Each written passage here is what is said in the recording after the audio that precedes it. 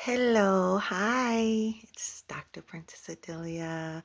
Thank you for being here. Listen, today we're going to talk about why did I change my name. But before we get started, I want you to like, subscribe, and share the video. Understand that I am here to ensure that you evolve, that your soul evolves, that you come into the truth of your authenticity so that you can live in the flow, co-creating with the divine and winning the game of life. Okay, so listen, I love you. I'm so glad that you came by, but let's talk about my name so that we can nip all of the stuff in the bud that needs to be nipped in the bud as we get ourselves together for the playing field of the game called life. We don't want to have to backtrack. I don't want to have to go to here again. I can just say, go to my page and click on it and you'll find out why I changed my name. Just in case the discussions to start to come up later. Okay? Again, because they always do come up. So listen. So here it is. I changed my name. Well, let's start here. I was 11 years old when I knew that I had to change my name. 11. My born name was Lisa. I remember when I started hearing Lisa like 50 million times in class. Lisa number one, Lisa number two, Lisa number three. I was 11 years old. And I didn't think Lisa, the name was ugly or anything. It's just something inside of me that was very strong, a knowing that Lisa wasn't my name. So I remember telling my mom, I remember standing in the living room. My mom was pretty prophetic. And I said to her, Mom, I've got to change my name.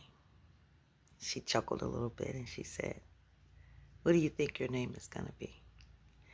And I told her, I don't know, Eliza, because that is something that came to me. And I also had what seemed to be this connection to the UK, to London. I felt like it felt home to me, although it wasn't a conversation piece, nor was, I wasn't studying it in school. I was only 11 years old. Immediately, my mom began to prophesy. She wanted to go into this prophetic, just started prophesying. And I don't remember really what she said. I just remember this part. And she said, many are called and few are chosen. You are my chosen one. So after she began this prophecy over me, it kind of like, I remember it taking over her as she began to just expel. Moving right along. Now I was 11, but I was very close to being 12. Because it seemed like it was a very short time after that. The day I turned 12, she had a friend that comes over, and her name was Janice Pegues. God rest her soul. She comes and she kneels down to me, and she says, how does it feel to be 12? And I said, I can't wait until I'm 40. She couldn't understand. Why in the world? She's like, 40? Why did you say that? The feeling that I had then is the feeling that I have every time I mention that part. Later on, I found out why. But I told her, I said, I don't know. It'll all be over. She's like, what'll be over? I said, I don't know, but it'll all be over. Somehow I felt like it was like an abundant thing. I'm not sure. It just was a wonderful energy that even gives me chills now. We're going to fast forward, and we'll be coming back because I want you to remember every age that I tell you. I want you to remember everything that I say because all of it is significant. And I'm sure I'm talking to the right people, right person that needs to hear this story. So time goes on, not 40 yet, early 30s. It hits me real strong one day out of nowhere. This urge, this knowing that I had to change my name. So I run up to my then husband and I say, I got to change my name. He looks at me. He's like, what? He said, you sound crazy. He said, I might have anything to do with that. Well, I knew as my husband, he was going to have to sign something for me to be able to do that. So I just said, whatever. And I left and went back to doing what I was doing in the house. Then time went on. We split up. I'm in a new place. By this time, I mean, my name was like Tina Turner. Okay, as far as I was concerned, I had branded myself very well and was doing great things in the community. And Lisa Blanding had a ring. Lisa R. Blanding, it had a ring, you know? So I remember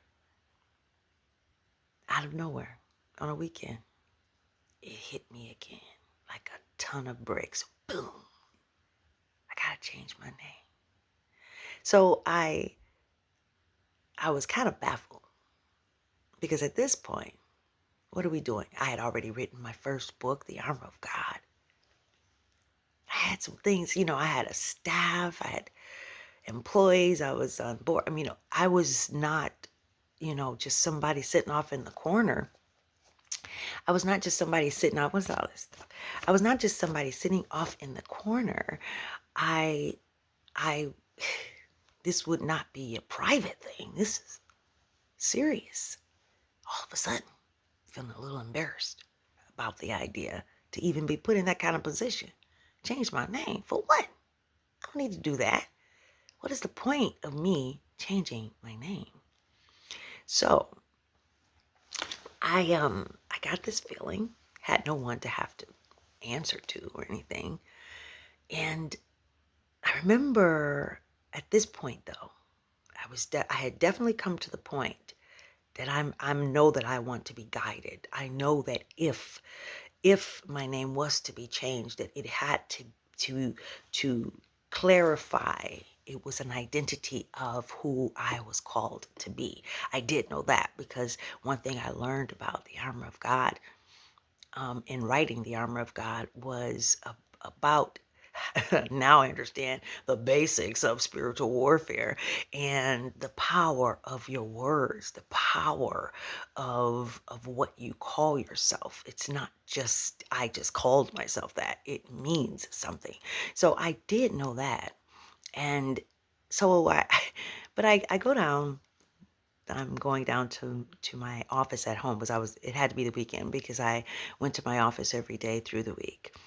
And I go downstairs and I'm talking to God on the way downstairs and I'm like, why do you want me to change my name? Like now? For what? Like what's the big deal about me doing this? I don't understand. So I go downstairs and I'm in front of the computer.